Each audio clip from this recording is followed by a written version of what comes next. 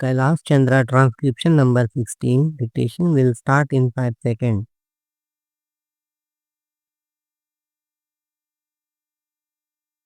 Start. The next question that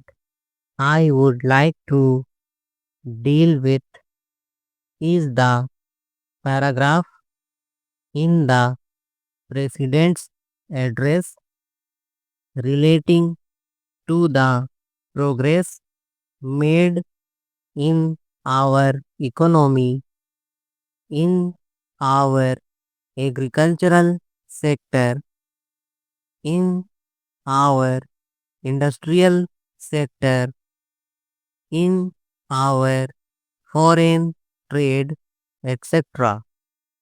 Sir, you were pleased to read out to us a very large list of the achievements of the Congress government during the last decade and the important targets which have been achieved during the last 10 years of our planned economy. You also mentioned the question of increase in food production, increase in the production of agricultural commodities, etc. Fortunately, sir, here we have in our midst the ex deputy chairman of the Planning Commission, Shri V.T. Krishnamachari,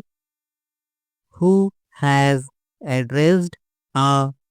number of meetings and seminars in New Delhi recently, drawing our attention to the weakness in our agricultural sector. If the press reports are correct, in one seminar he mentioned that even if all the targets of the third 5-year plan are achieved, still at the end of the third 5-year plan period, we may be facing a serious situation regarding the supply of agricultural commodities. He has also expressed the hope that we will be able to exceed the targets which have been fixed for the third 5-year plan. I do not know whether his expectation of exceeding the targets will be fulfilled or not, but it is quite clear that we have not been able to give sufficient attention to the development of the agricultural sector. It has also been stated that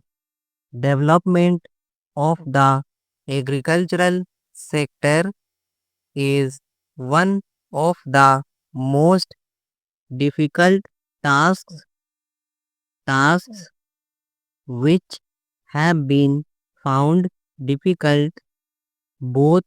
by democratic countries as well as by countries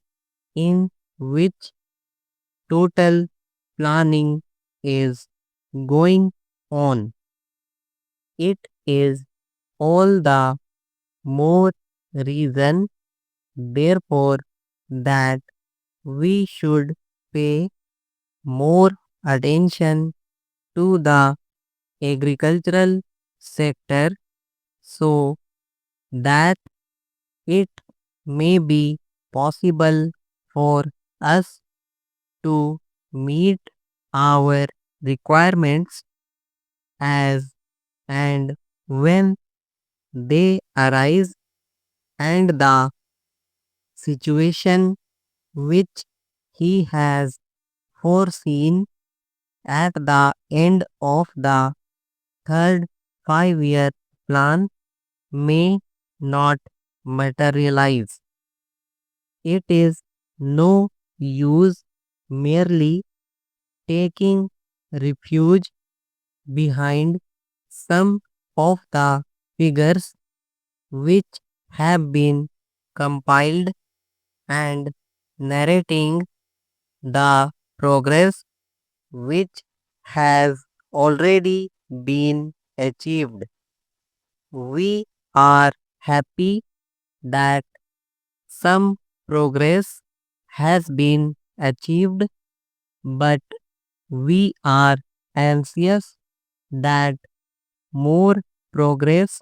should be there, and for that purpose also certain definite steps will be taken. In this connection, I am also happy to hear what the defense minister said yesterday in one of his public meetings, namely that the government of India is contemplating to create a setup in our villages wherein our panchayats will be functioning more or less on the lines of parliament. Unfortunately, he did not elaborate that point further, and the press has not thrown any more light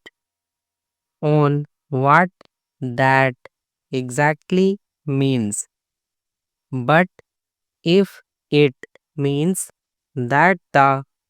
panchayats will be in charge of the resources that are available in the villages, that they will be in a position to determine how best the productive efforts in the villages are to be directed, and in what direction determine what targets are to be achieved, and when the production is there and there is a surplus to be exchanged with other centers in the country, that the panchayats will have their say in the matter on what terms this surplus will be exchanged with other centers in the country, when I think a very valuable step forward in the direction of building our economy on a decentralized basis will have been taken.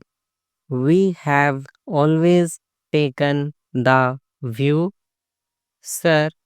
that if planning is to succeed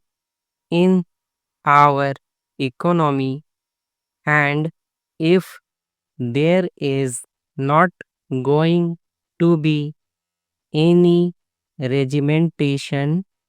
of our productive activity and forces, what is necessary is that the common man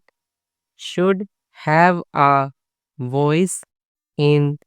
determining the economic policies and in formulating the economic plans of development and should have also his say in determining on what terms a village or a group or an industry should be working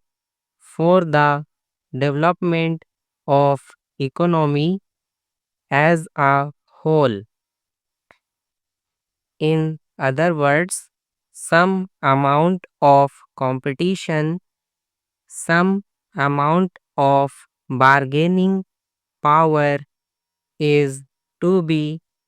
generated in the lowest strata of our society and in the lowest rung of our economy so that with the help of that bargaining power under the overall influence and policy of the planning commission, it may be possible for us to develop our economy in a manner which satisfies both the interests and the requirements of the nation as well as the aspirations of the people. When people feel that they also have their say in the formulation of policies and programs, and that such policies and programs